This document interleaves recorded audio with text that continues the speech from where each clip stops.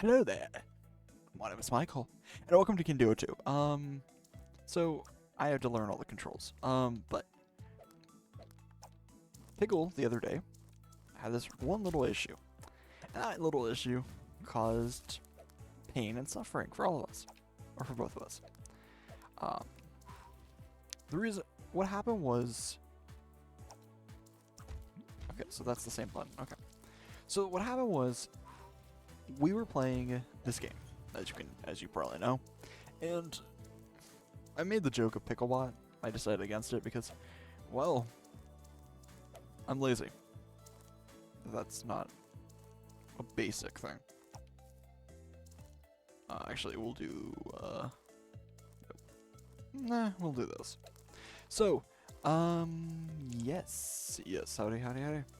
So, this is Kinduo 2, and the goal was to play with Pickle, but because of that little checkpoint right there on number 46, and the green scrolling, because of that, it started to cause severe lag for him, and if you know, I'm not one to hurt or be like, oh, you suck. You gotta be freaking kidding me.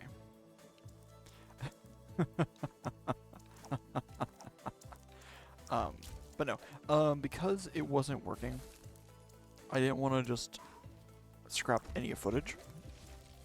Because you know that, like, one little issue shouldn't be representative.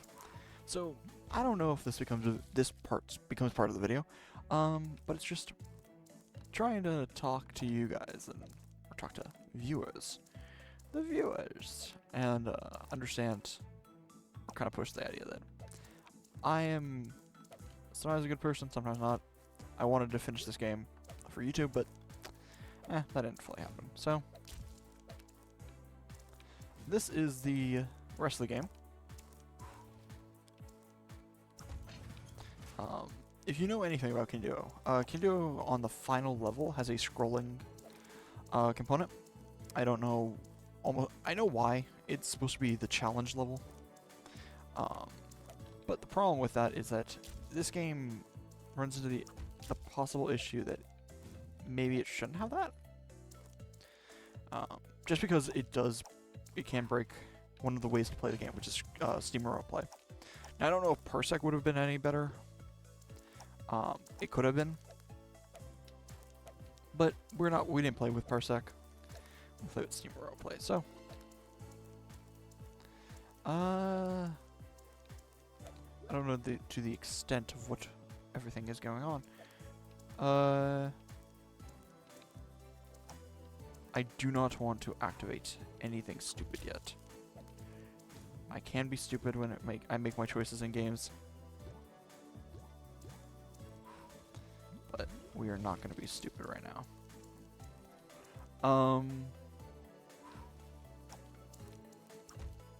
No. That was a bad choice, but I have ice cubes to spare, so that's fine.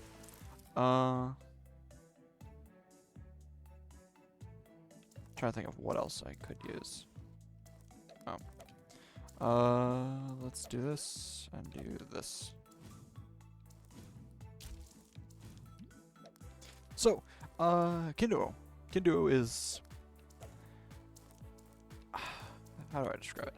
It's a really enjoyable experience.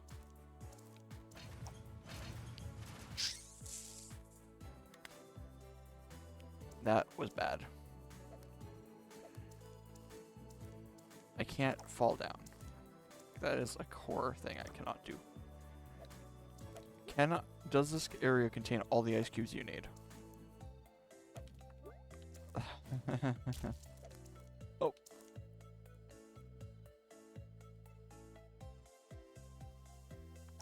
What? I can work with this.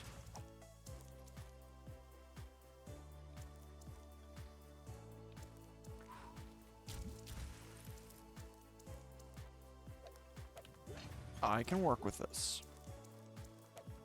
You might think I can't. But I can. No, I can't, actually. I hate this game. I hate this game. No, Kinduo is a good game. Kinduo 2 is... I'm not gonna say it's better. It does have some of the fixed... Like, it feels improved. Movement tech-wise, at least. So, we can do all that jazz.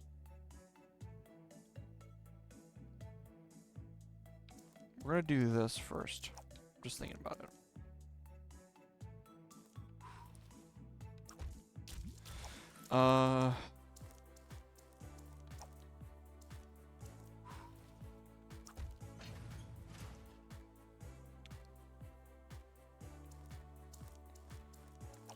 Yeah, it should be good. So, one of the bases of Kinduo is the element system, where you have one type of element, which I like. Having rock and the lightning bolt was weird. Electricity and ground, arguably. But I enjoy it.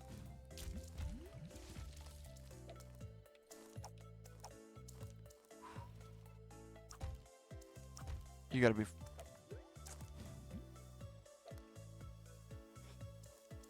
You gotta be freaking kidding me.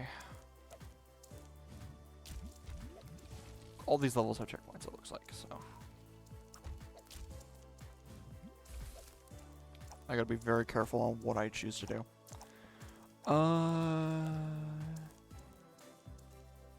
Okay.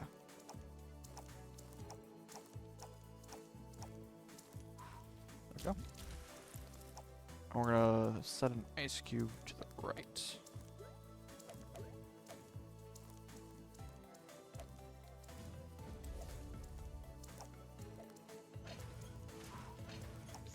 Fuck. This is a fuck of a massive proportion. That's one of the things I do not like about this game, and I'll admit that, is that sometimes it just feels like the physics don't work properly. If you're gonna have ice blocks, they're gonna need like some kind of physics system, like then as I was going to say, it needs to be working properly. Being able to go into walls, I think it's because the entity might be, it's based on placement. And if it's based on placement, then you can understand why.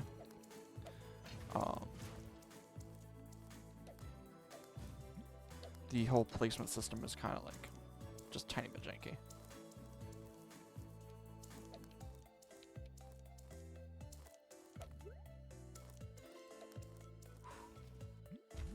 Cool. Okay. That should be good for now.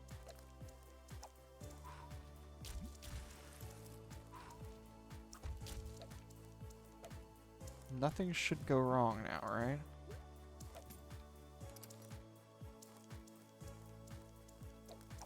Yeah.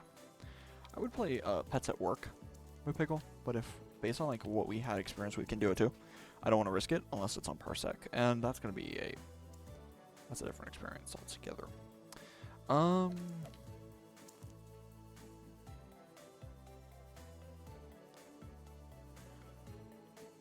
Let's do this.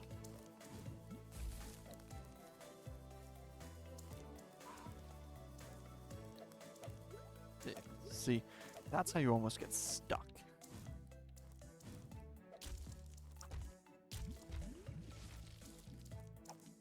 Right? Like that's how you get stuck.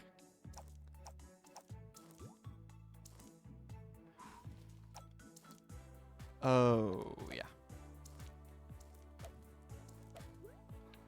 Okay, so we're gonna want to pull Ice Boy down here to get this. This is risky.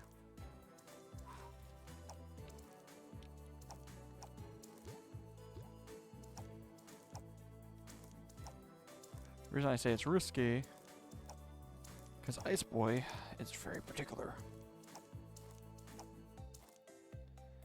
Do I need... Yeah, we're gonna say that that's fine. We're gonna go up here. We're gonna grab these items. Do we have a full arsenal of ice? You know what? We'll do this.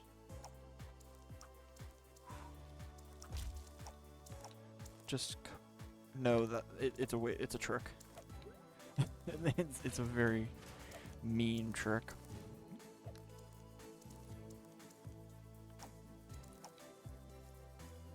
So we can come up here and grab this one. Because if you get it, you realize that, like, the one down there is meant to stump you.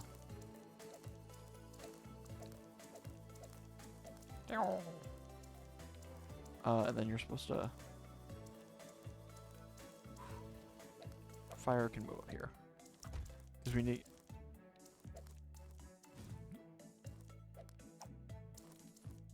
Okay, so I think what we're supposed to do is do this. Because we want this extra cube.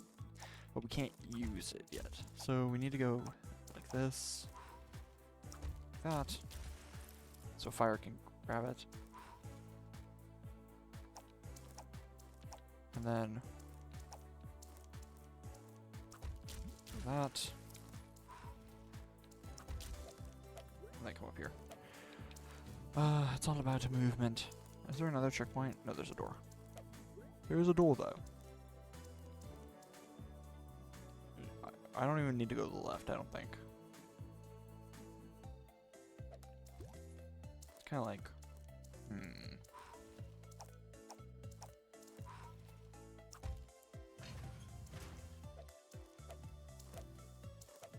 Some of these levels feel like they're trying to trick me. Which could be a perfect thing. Like, I wouldn't disagree with I wouldn't feel at home without a game trying to trick me. Right? Like, this key.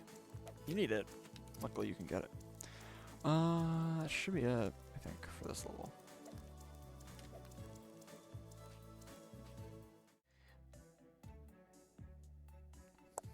One of the things I feel like this game does it fairly well with maintaining some of the elements of Nib. I feel like people wouldn't understand what I mean, but Nib Games as a publisher, chill dude. Nib Games as a developer, I'm not gonna say mixed bag. I think this is a separate recording than the other part of the extra, which may have cut into this, but okay.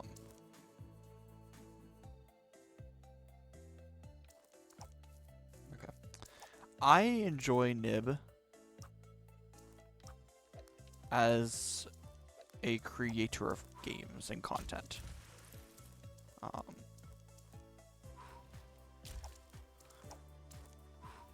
Like, you play a game, and you might be like, oh, it's gonna be like this always. But, Nib, I would say, is very good about diversifying the outputs.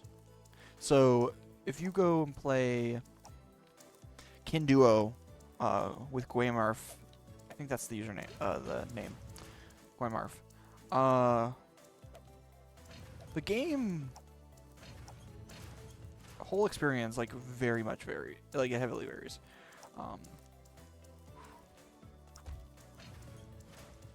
Like, you play this and it's like, wow. I play... Oh, you gotta be fucking kidding me.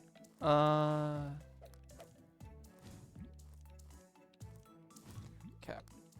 But, there are countless other games like you can play by Nib, and they all completely flub that one. But they're all pretty good. I recently started playing a game that's not published by Nib. I believe it's published by Freedom Games. It's called... I want to see something, actually. Let's do this. It's a game called Doomed Lands. If you may have heard, you may or may not have heard of it. If you're watching this video, you may have heard of it.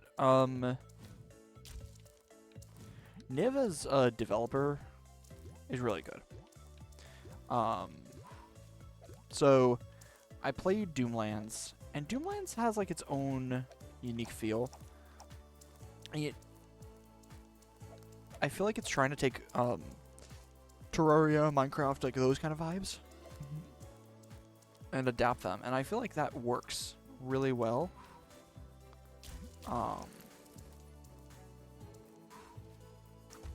For the kind of audience that the focus is on.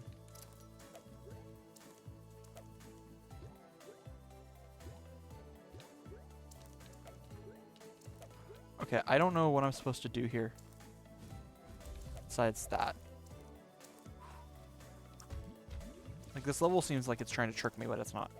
But no, Doomlands is pretty good. Another game that we were going to play for the channel, but I chose against it. Pets at Work. Really fun. I played Psychoduck. Psychoduck is... It's more difficult because the cones of vision are a bit weird, but overall... pretty fun. We have to go over here. We do not want to break that ice yet. But like I feel like that's one of the things Nib is just good at is I don't know if Nib is a dude or a chick. It's a koala. It's arguably just a koala. But Nib is good at Nib as a company is good at producing products that make you enjoy them. Which you would have to argue that all gaming companies should be able to do that, like make a game that is enjoyable. There are many games that I've played that are like AAA titles and they're not enjoyable. I don't know why.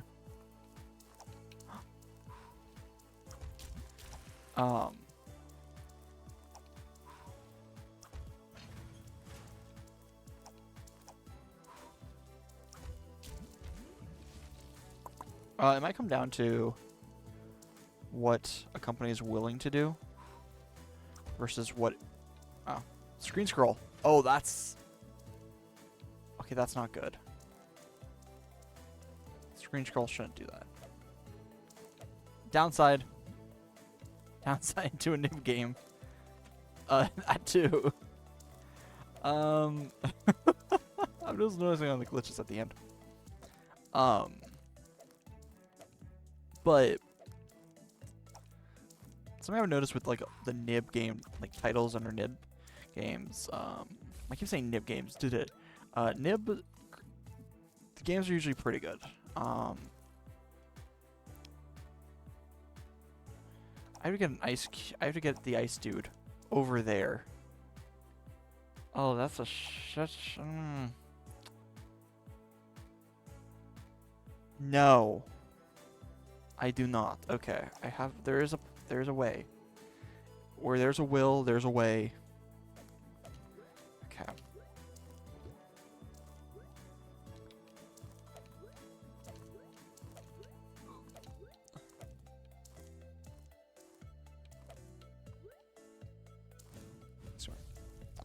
So I think I can do this.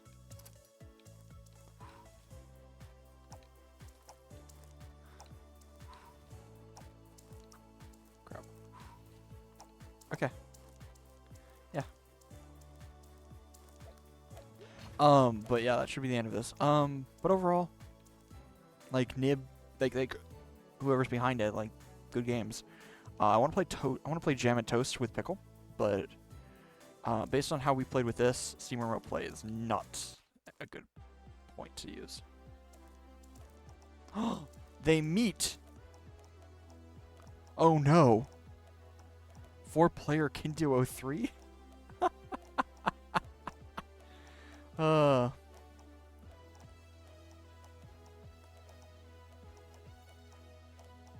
I really, honestly, love Kinduo. Because it's a simplistic platformer, but it's a platform you can play alone or with your friends. So it's it's enjoyable in that I can screw with other people rather than just being stuck playing it alone. I like that's one of the aspects that I really like about the games that come out of Nip games, is that or are that the whole idea that co-op is important, where you have pets at work, you have jam and toast, you have both Kinduo games, uh, and those work really well. But then you also get games like Doomed Work and Blessed Work. You get Frogger Eye. You get Doomed Lands, which I would love co-op in Doomed Lands. Like that is my dream. Someone might create a mod eventually for that. I don't know.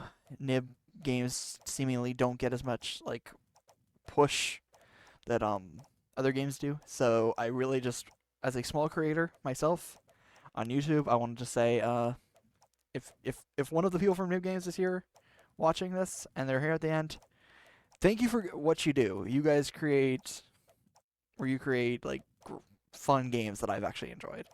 Um, a lot of the games that I typically 100% are Nib games. So hats off, and I guess thank you for watching, and I'll see you in the next one. Bye bye.